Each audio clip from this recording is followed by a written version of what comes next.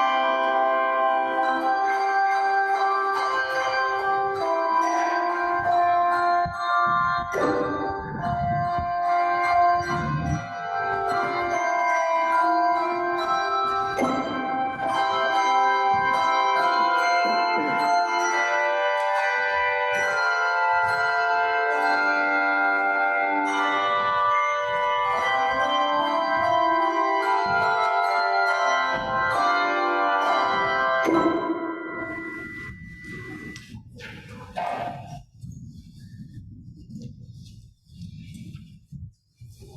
are beloved and you are welcome here. Whether tears have fallen from your eyes this past week or gleeful laughter has spilled out of your smiling mouth, you are beloved and you are welcome here.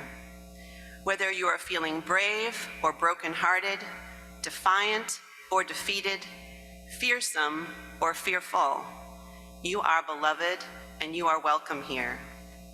Whether you have untold stories buried deep inside or stories that have been forced beyond the edges of comfort, you are beloved and you are welcome here. Whether you have made promises, broken promises, or are renewing your promises, you are beloved and you are welcome here. Whatever is on your heart, however it is with your soul in this moment, you are beloved and you are welcome here. In this space of welcome and acceptance, commitment and recommitment, of covenant and connection, let us worship together. Joan Javier Duval. Elaine is going to lead us in our hymn this morning. It's hymn number 188 if you want the words, and Elaine's going to tell us how it goes. And we'll play it through, and then we'll all sing it, and then part one and part two as a wrap.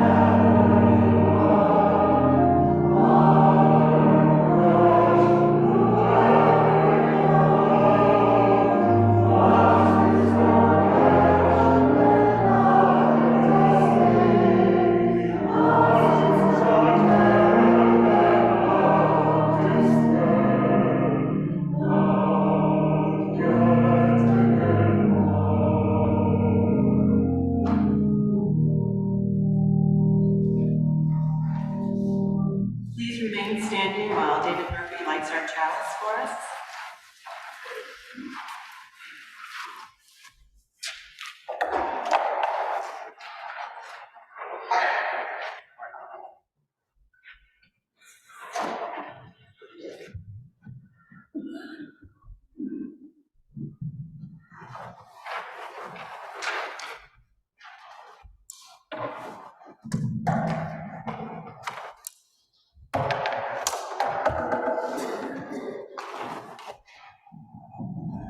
Let this flame be to us a symbol of the wholeness we seek. Its brightness of smelling blue, lighting back to faith and hope.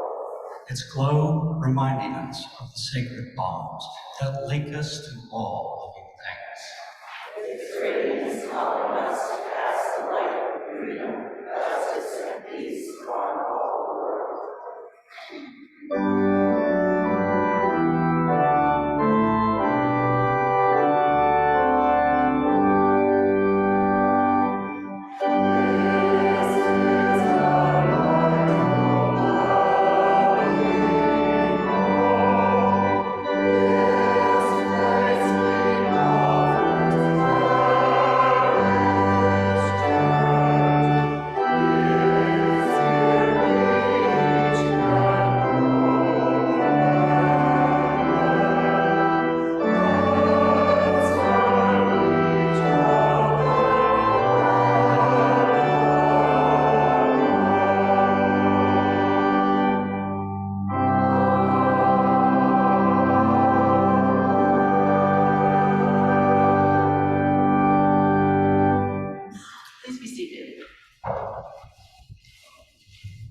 morning and welcome.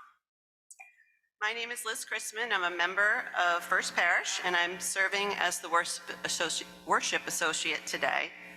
Our interim minister, Reverend Susan Milner, has today off and will be back next week. We gratefully acknowledge the Patuxet Wampanoag people on whose ancestral lands we gather today. We commit to support and honor their history and culture. We welcome all of you, members and friends and newcomers alike.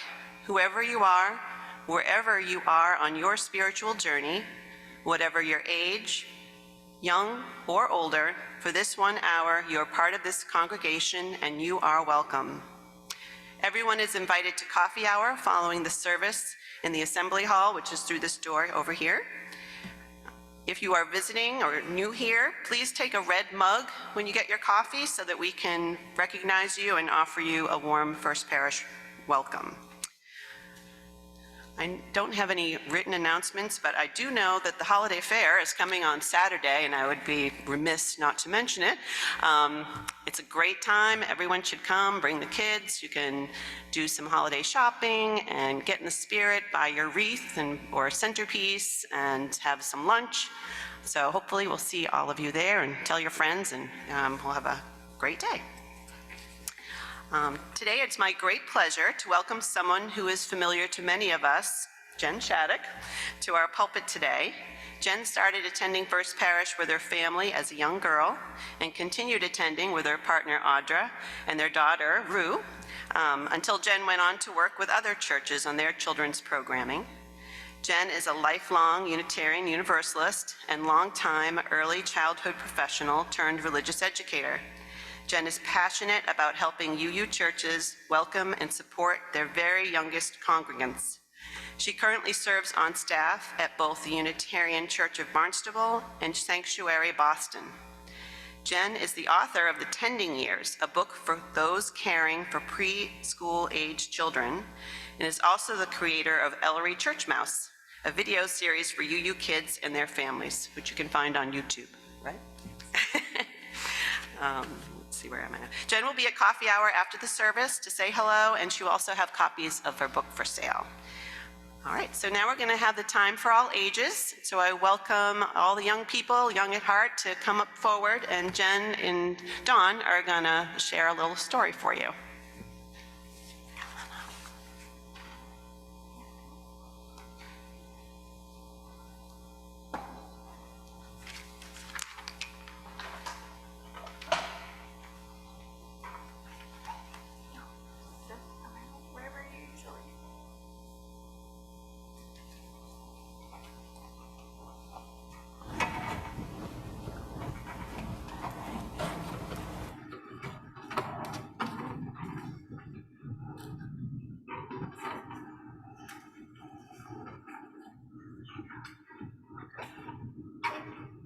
Hi, everybody. It's so wonderful to be with you all today.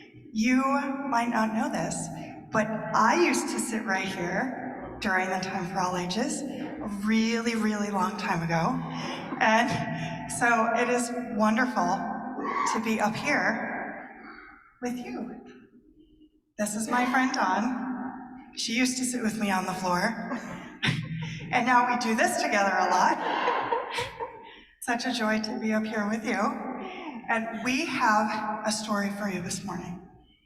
And the story begins like this. Once upon a time, there were two little girls. One was quiet and shy, and one was warm and friendly. For a long time, they were strangers to each other. And then a wonderful thing happened. They met. Yeah, so one Sunday morning at church, the girl who was friendly asked the girl who was shy if she wanted to play. The shyer girl was surprised. Other kids didn't usually talk to her, and she was always on the sidelines of games. "Are you sure?" she asked. Of course I'm sure, the friendly girl said. And she smiled, and she said, "Come on." So they played, and it was really fun. And from that day on, every Sunday, that's what they did. They played games, and they ate snacks, and they told jokes, and they were silly, all that sort of stuff. And as the years went on, they got bigger and older. The shyer girl got a little less shy, and the friendly girl got a lot more friendly. Every week, they still played together. They did a lot of other things too. They danced and sang together during services. They were angels in the church Christmas pageant. They helped take care of the babies in the nursery. Before long, they were all grown up. They each moved away from the place they had lived, and there was a time they didn't play together anymore. So this is them as angels. Downstairs in the chapel, I think it looks a little bit different now, but this is how it looked about 30 years ago. But then, after they had moved away and they were doing different things, another wonderful thing happened. The shy girl and the friendly girl moved back to the place they had come from, and that meant they could play together again. They were grown up, so the play looked a little bit different. But they liked to play just like they had liked to play before. Instead of playing tag and other games like they used to play, they started playing ideas. And a lot of those ideas were about church. They would bounce their ideas around like balls on a playground. They would say things like, "What if?" and "Can we?" and "Yeah, let's do that." Yeah, lots of yes. So a lot of their ideas were about church. They wanted to make it a fun place for grown-ups to be. They started a group where grown-ups could come and make friends just like they had made friends with each other so many years before. And somehow they had even more fun together than they had when they were small. It was a bigger type of fun because more people were included. Time passed. The shy girl's wife and the friendly girl's husband got to be friends, and they had a lot of fun. Then the shy girl's daughter and the friendly girl's kids got to be friends, and they had a lot of fun too. Instead of 2 people playing together and having fun, all of a sudden it was 7 people. And it felt almost like one big family. They played together so much and had so much fun. And after a while, the shy girl and the friendly girl both got jobs helping to make church special and fun for kids. For a while, they worked in different places. Even though church was their job now, they didn't want to stop playing. So they didn't stop. Every single day, the friendly girl would go to the shy girl's house for lunch, and they would have grown-up play date about church. One day, about 30 years after the friendly girl first asked the shy girl to play, the friendly girl said, "You know what I think would be fun? I think it would be really fun if we did church together." Are you sure? The friendly girl asked. Of course I'm sure, the shy girl said. So they started to work together doing church. And now, the shy girl and the friendly girl are standing here in front of you, doing church together. We do church together, the Barnstable Church, every single week. And you were so, so lovely and generous to be here with me today. Yay! Well, we feel so lucky to still be playing together after all these years. And we're so blessed that we get to tell this story in the church where we first met. So there.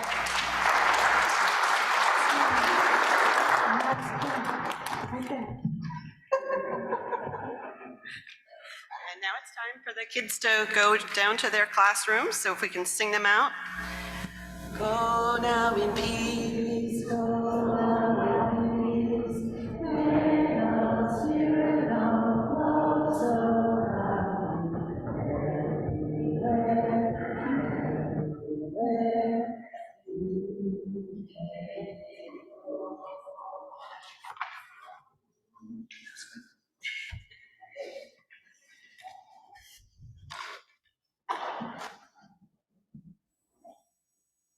Now is the time in our service when the offertory will be given and received. Thank you for your generosity. I think they're in the back.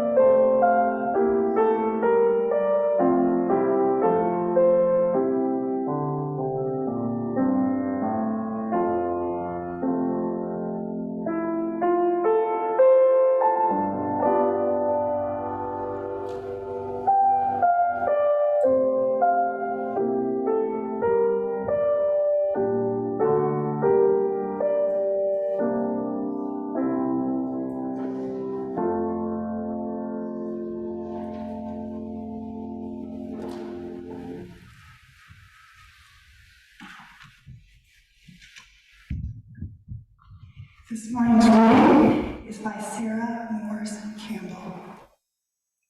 Give us the spirit of the child. Give us the child who lives within, the child who trusts, the child who imagines, the child child who sings, the child who receives without reservation, the child who gives without judgment. Give us a child's eyes that we may receive the beauty and the freshness of this day. Give us a child's heart that we may be filled with wonder and delight. Give us a child's faith that we may be cured of our cynicism. Give us the spirit of the child who is not afraid to need, who's not afraid to love.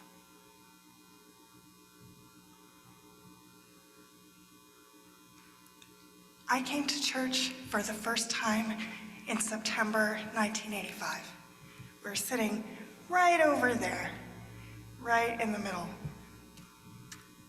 I remember only a little of that introductory service, just a few words spoken from this pulpit by a man I would later come to know as the Reverend Robbie Walsh. Whoever you are, wherever you are on your spiritual journey, you are welcome here. The next week, when we returned to church, and I heard those words again, whoever you are, wherever you are on your spiritual journey, you are welcome here, I gasped out loud. He said those words last week. I stage whispered to my mother, who promptly shushed me. I knew I'd spoken out of turn, but in my defense, I was in awe. Before that moment, I hadn't known that there were other people like me. People who knew the joy of repetition, of rolling around in one's mouth again and again, a particular set of words until they became part of you. For several years, that was what church was for me. A place where I could feel in community what had previously only been a private satisfaction.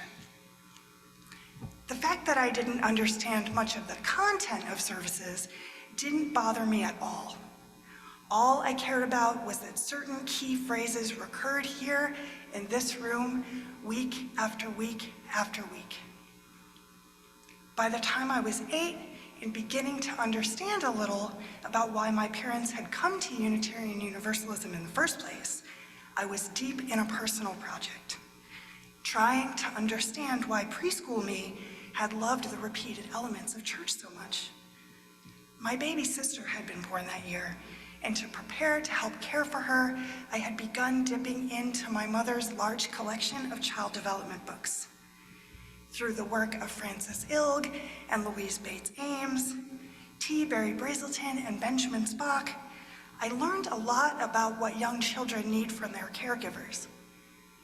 I also learned a lot of information that taught me about my own younger self, a person whose experiences I remembered clearly, but whose motivations didn't quite make sense to me. Eventually, I discovered that part of the reason that I loved the repeated elements of church so much is that sameness helps many preschoolers feel safe and loved. I like to say that my career in early childhood began right then, the moment that I both understood myself and realized I could provide for others the same things that I had once so deeply needed. Before I was even in my teens, I took this knowledge to babysitting. In my 20s, I employed it as a full-time child care provider and nanny. In my 30s and 40s, I would bring it back to church, specializing in early childhood religious education.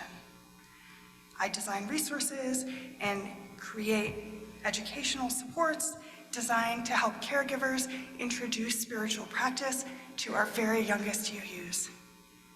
As I've worked on those resources, I've realized repeatedly that the needs I have been writing about are not just common to preschoolers, but common to all human beings of all ages. The need to feel secure, the need to feel affirmed, the need to feel understood and empowered by their communities. We bring these needs with us out of childhood and into adult life, into the spaces we frequent. As a religious educator, much of my time is spent thinking about and designing spaces that are able to meet the needs that we bring. I spend many hours a week wondering how I can tangibly and authentically help people know that they are worthy and that we, their church community, are prepared to be with them exactly as they are. I keep a quotation from Madeleine L'Engle on my office wall to remind me of what it means to do this. You may know her as the author of such classics as A Wrinkle in Time. She writes, "I am still every age that I have ever been. Because I was once a child, I am always a child. Because I was once a searching adolescent, given to moods and ecstasies, these are still part of me and always will be. Because I was once a rebellious student, there is and always will be in me the student crying out for reform." L'Engle reminds me that part of what it means to help build truly welcoming congregational spaces as a religious educator is to access in myself the understanding that I was a child once too, and that I bring this child self with me when I serve. When I say this, I don't mean the inner child that our culture talks about in a sentimental way, but the self that has continually grappled, as all humans do and must, with what it means to be human in all the joy and grief that that entails. I left something out before from that story of my first day at church. Some of you know that I am a person with cerebral palsy. And when I came to church at age 4, I came wearing the heavy light casts that were meant to ease some of the effects of that condition. For many reasons, I believed that these casts marked me as broken and unlovable. By the time I was 6, the casts were no longer needed, but I moved through the world as if I still had them on, feeling that everyone could see how odd and unworthy I was, carrying the weight of that belief. When I say I bring my child self to church, I mean I bring to church with me both the belief that I am broken and the unquenchable hope that I will be understood as whole. The repeated element of the service, the one that I loved so much, was proof to me that I belonged. The fact that Robbie repeated it every week from this pulpit proved to me that he really meant it, that I personally, Jenny Anderson, was welcome here on my journey, whatever that meant. I was not really clear about what it meant. It didn't matter to me at all. When I, with my colleagues in Barnstable, at Sanctuary Boston, and any of the other churches I have served, strive together to create spaces of belonging, it's that child who's most present to the work. The 4-year-old who came heavy and lonely and left each week feeling lighter, a little more connected. In my book, The Tending Years, I write that the years between ages 2 and 5 are a period of challenge for young children and their caregivers, as kiddos grow their grown-ups into the teachers and leaders they need us to be. I believe this is true. And I also believe that preschoolers are not the only ones who grow other people into those they need them to be. Whenever we come together here in our church spaces, we are growing each other into folks who can meet each other's needs in community and who can together create spaces of great love. We do this when we are honest with each other, when we are vulnerable with each other, even when we disagree and are in conflict with each other, maybe even especially then. Nobody comes to church perfect. Not me, not anybody sitting here, and that is by design. What we bring with us, all our needs, our questions, our flaws and insecurities from every age we have ever been, is the stuff that communities are made of.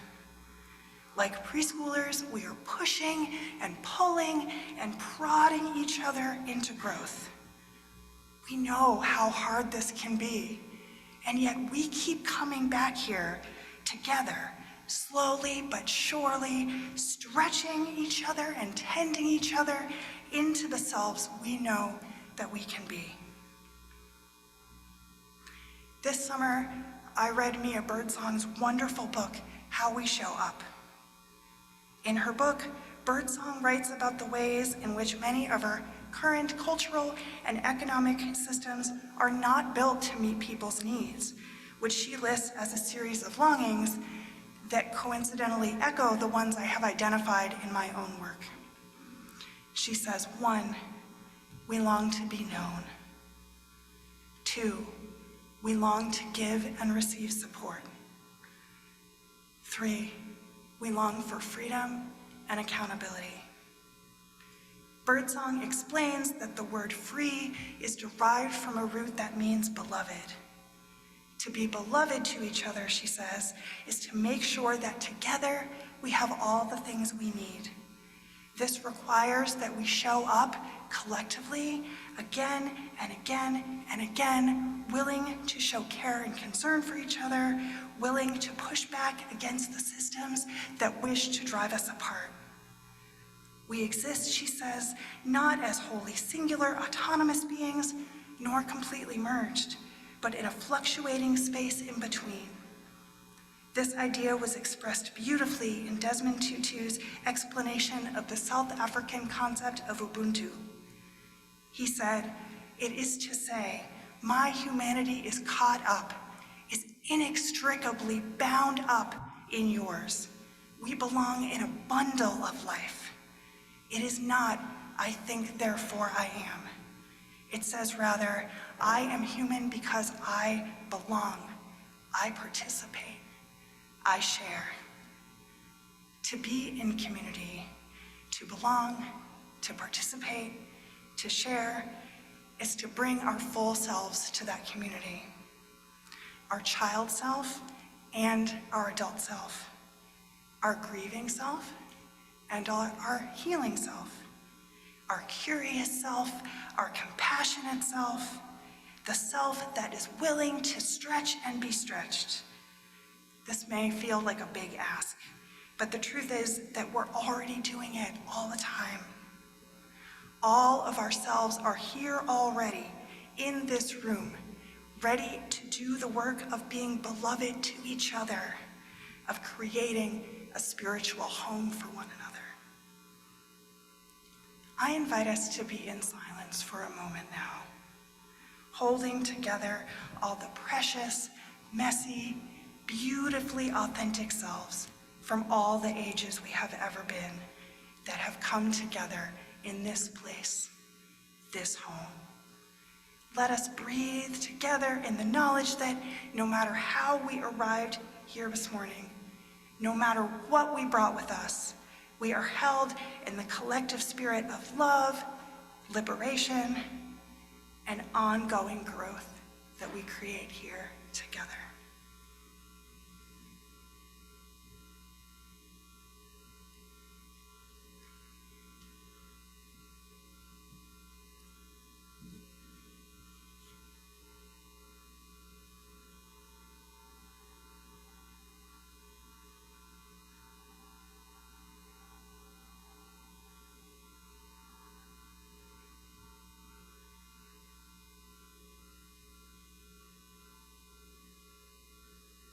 I want to close our time together with a reading adapted from the late John O'Donohue. I invite you to imagine that I am reading this set of words to the part of you that is most in need of them today. May this place shelter your life. When you come home here, may all the weight of the world fall from your shoulders. May your heart be tranquil here, blessed by a peace the world cannot give. May this be a lucky place where the graces your life desires always find a pathway to your door. May nothing destructive ever cross the threshold. May this be a safe place full of understanding and acceptance, where you can be as you are without need of any mask or pretense or image. May this place be a place of discovery, where the possibilities that sleep in the clay of your soul can emerge to deepen and refine your vision for all that is yet to come to birth. May it be a place of courage, where healing and growth are loved, where dignity and forgiveness prevail. A home where patience of spirit is prized and the sight of the destination is never lost, though the journey may be difficult and slow.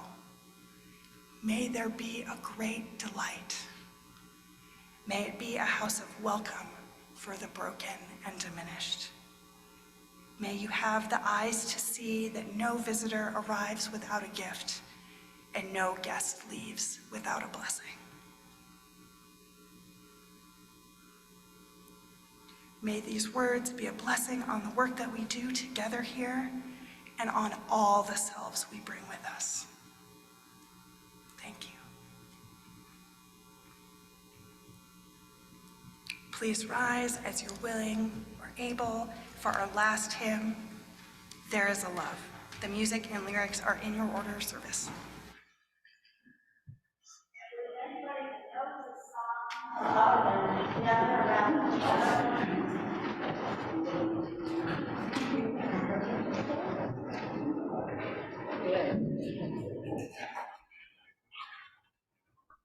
It's easy, I promise. We're just going to sing it in unison because of the time. Good. And Cindy Wilson will play the piano for us.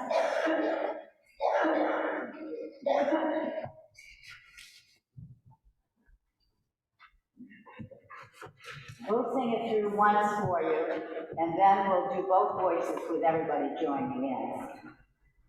For both verses.